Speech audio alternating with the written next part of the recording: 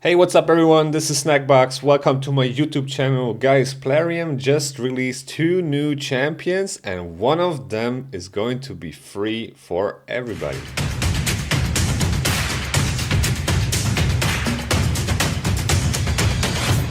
Now, as you can see, we have a new login champion.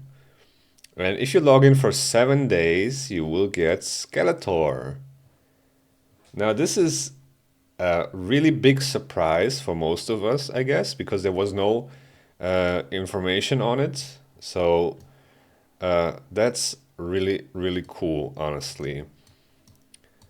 Now, the first thing that I noticed when I looked at Skeletor, he definitely reminded me of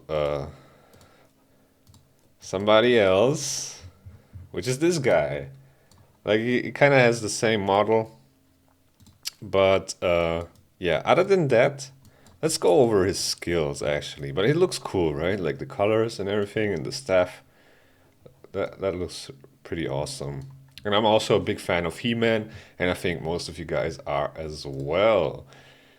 And he's also part of the game now. Where is he at? Where are you at? Magic Affinity, He-Man. Crazy, right? What a cool shield and sword. Yeah. Okay, let's take a look at Skeletor first. Then we're gonna talk about He-Man. So, as you can see, he's Spirit Affinity, Knight's Revenant. Now, Spirit Affinity is not that great, but it's okay. Let's take a look at his A1. So, it's a two-hitter. Each hit has a 100% chance, if booked, chance of increasing the duration of a random debuff on the target by 1 turn. This is actually pretty decent, right? Like a duration increase on the A1.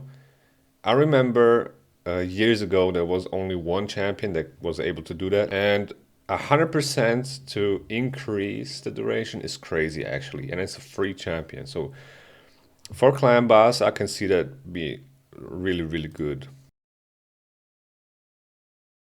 The A2 attacks one enemy, single target, has a 100% chance, if booked, of placing a petrification debuff on the target for 1 turn. If the target is a boss, places a decreased attack and a decreased speed debuff for 2 turns instead. Okay, so he has decreased attack and decreased speed or petrifications. Now for clan boss, decreased speed doesn't work, so he's gonna place decreased attack only. Whenever a petrification debuff is removed or expires on an enemy, has a 50% chance to place decreased speed debuff on that enemy for 1 turn. Okay. Now, petrification is actually an interesting skill, right? Or interesting debuff, because it's kind of like a stun or like a control debuff. So I can see that being good in arena, but yeah, not quite sure yet. I don't think this is gonna be like he's gonna work. I don't think he's gonna be great in arena, honestly. For now, I feel like he's PvE orientated.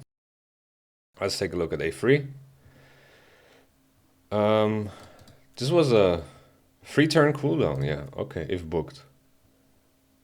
Now is A3. Places a increased accuracy buff on all allies for 2 turns. Okay. Also has a 100% chance, if booked, chance to steal any block debuffs and 1 other random buff from each enemy. Okay. That's interesting. So he can steal buffs, and he will steal block debuffs, for sure. Then decreases all enemies' turn meters by 15%. If an enemy is from the Tellarian League, decreases the enemy's turn meter by 30% instead. Okay, so the first thing that comes into my mind is that you can pair him with like bomb champions, right? Because he will steal, not only will he increase the accuracy, he will also steal block debuffs, which is very big, right? And then one other random buff from each enemy. So that's cool. And then the turn meter decrease for a little bit more control. So yeah, I can see the skill work in Arena here and there, but will he be top tier meta? I don't think so.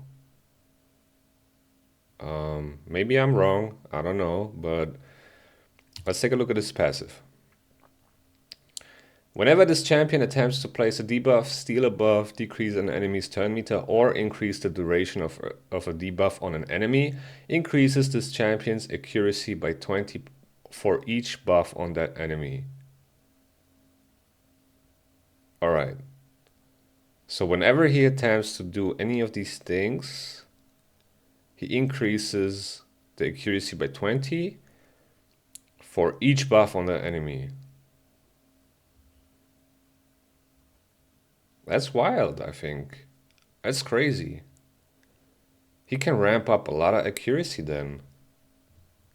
If this works how I'm thinking it will work. So if the enemy has like what, like 5 buffs, he will get 100 accuracy for like whenever he uses any of his skills.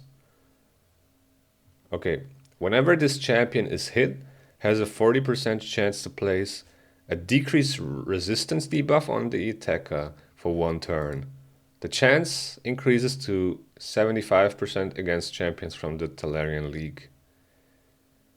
Wow, okay. And then he has an all battles accuracy aura by 60. His base stats, 100 free speed. It's alright, not that like it's okay-ish. His damage is based on HP. So that's cool. He's HP based. Has also pretty high HP defense on the lower end and mid speed. So yeah, I mean, for a free champion, this guy is pretty decent. This guy will help a lot of new players progress, especially in clan boss. I can see that. He has decreased attack, increase the duration of debuffs, increase accuracy. He can steal the buffs, the attack up or whatever from the clan boss. And he can place decreased resistance on him, so you don't need that much accuracy. So that's actually cool. A cool champion overall. I don't think he will be game-changing for endgame players, but overall, really interesting. Also that they like gave him petrification, that's interesting. So I'm curious to see what this guy will do on test servers. Now let's take a look at He-Man. This is so cool, honestly. Wow, the animation is fire. All right. So let's see. Let's look at his base stats actually. 1.4k attack. It's okay. 104 speed is decent. Yeah, he's an attack champion. Let's take a look at his A1. Attacks one enemy, places an extra hit on enemies from the corrupted. Also fills this champion's turn meter by 10%. Fills their turn meter by an additional 2% for each buff on this champion. Wow, okay, that's crazy. And it's damage based off attack and HP? Wow, alright. I'm so curious what okay, if every skill is based on attack and HP, so I'm so curious how how high the multipliers are, because this gives me an Siegfried mixed with Rotos vibe right now.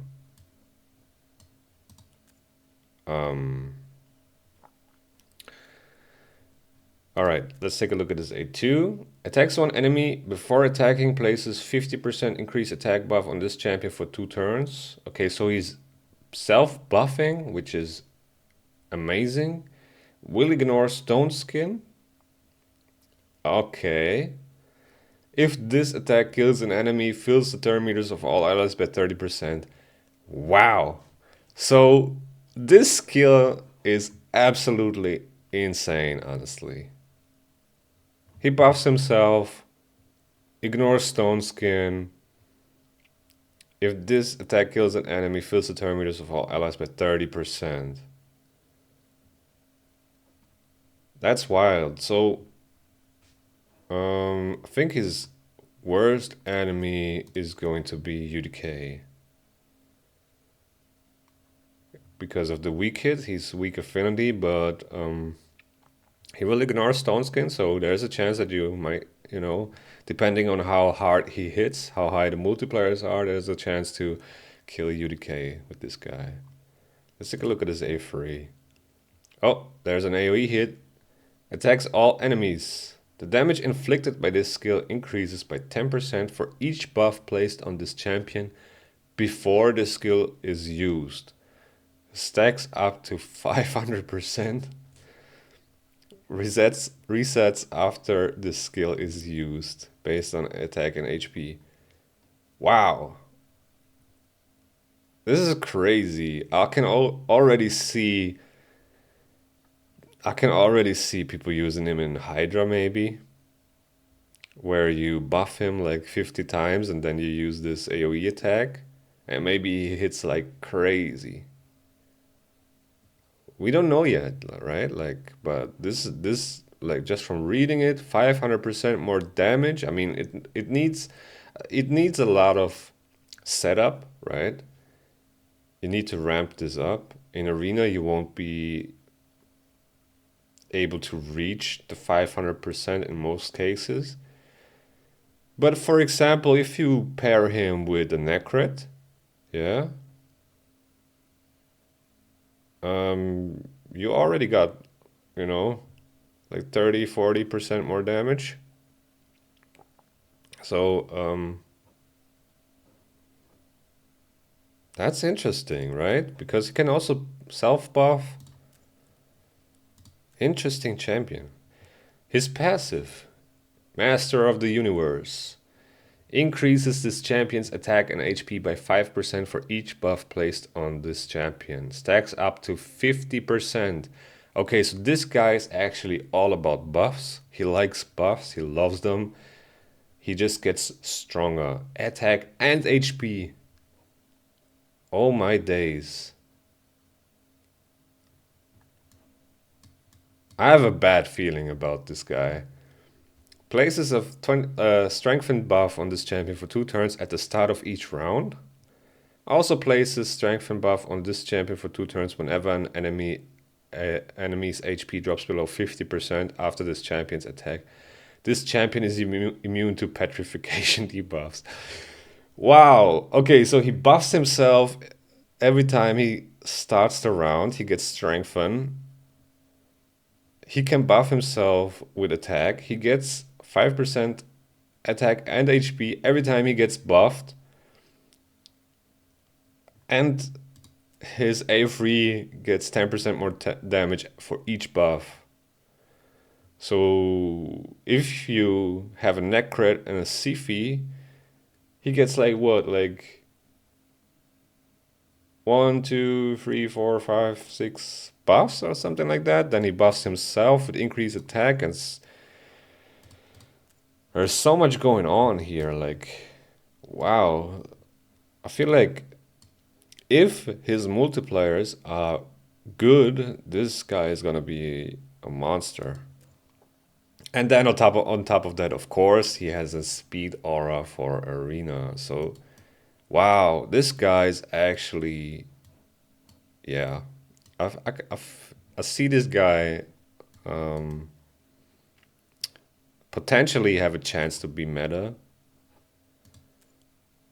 Just because his damage is scaling of attack and HP, and his passive is, you know, ramping his damage up as well. He has a speed aura, so he kind of like checks all the boxes. Now it's just how much, the question is, how much damage is he going to do? Will it be enough to compete? And I honestly think it is. Like, just from the looks of it on paper, looks like a really, really decent arena champ. Wow. What a surprise, guys. That's interesting. That's very interesting. Very curious to see how much damage he can do. Now, if you want to get He-Man, that's the bad news. You need to buy this champion pass for 40 bucks. Now you will get more stuff than just this champion. You will get an avatar, mythical instinct gear, some energy, a little bit, 2 6-star glyphs, chickens feast. I mean, 40 bucks for a champion is not that bad. For a legendary champion, it's not that bad, honestly, if you compare it to like shard prices. But I wouldn't, like, if you're not spending, I wouldn't start spending just because of this champion. If you're a spender, that's like a no-brainer. So yeah, guys, we got 2 new champions. Actually, the challenges here are like use 50,000 silver, use 100 energy. That's like dailies. And also another thing I wanted to mention, if you're starting today with the login for Skeletor, you can get Skeletor for the champ chase and actually get 500 points right off the, like, on Sunday, right? If you start today on Monday, you will get him on Sunday and you will get 500 points for a champ chase. So that's also pretty awesome. I would definitely recommend you to do that, unless you don't need those 500 points. If you're a spender, you might want to save that up for CVC, but honestly, I would just get him on Sunday. So there's a phase 1 where we get him, right? And then phase 2, we actually get his soul as well. A primal shard, an avatar. Wow, that's cool. The chase can only be started before December 25th. Okay, so you have to start it before Christmas. Once you unlock phase 2, you will only have 21 days to complete it before the chase disappears. To earn all the phase 2 rewards, you will need to earn at least 50 chase points each day. You can earn a maximum of 75 chase points each day. The excess points you earn won't be kept. So yeah, guys, we got a new free legendary we are going to be able to play with, and honestly, he looks really decent, especially for like newer players. For endgame players, he might be just a new toy to play with. But yeah, hope you guys enjoyed this. Don't forget to subscribe and like. Thank you guys for watching, and with that being said, see you in the next video.